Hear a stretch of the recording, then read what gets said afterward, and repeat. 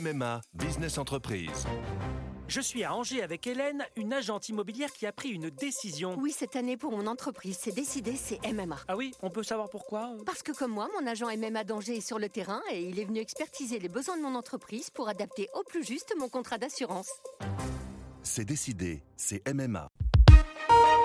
L'éditorial du Figaro. 7 ans après, par Yves Tréhard. Emmanuel Macron a toujours été difficile à suivre, non seulement parce que c'est un homme pressé, il a tout fait très jeune, mais aussi parce que c'est un homme complexe. Son obsession du « en même temps » nuit souvent à la cohérence de ses décisions.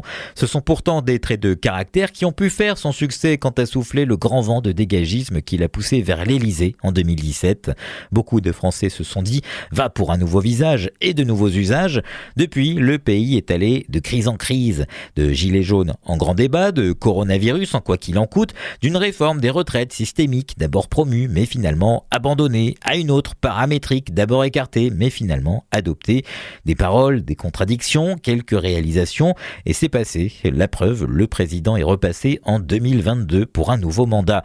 7 ans plus tard, néanmoins, les illusions se dissipent, les doutes grandissent et la confiance s'érode. Le président n'a pas réussi à se réinventer. Ce qui paraissait maîtrisé jusque-là apparaît de plus en plus improvisé. La crise agricole éclate, Emmanuel Macron promet d'instaurer des prix planchers comme dans une économie dirigiste avant de se rétracter. Pire, il invite les éco-terroristes des soulèvements de la terre à débattre avec la FNSEA, mais se rend compte de sa bourde et donc annule.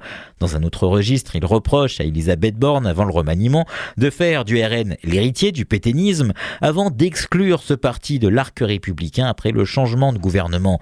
Sur le front international, après le 7 octobre, il appelle à une coalition face au Hamas, déclarations incomprises notamment dans les pays arabes.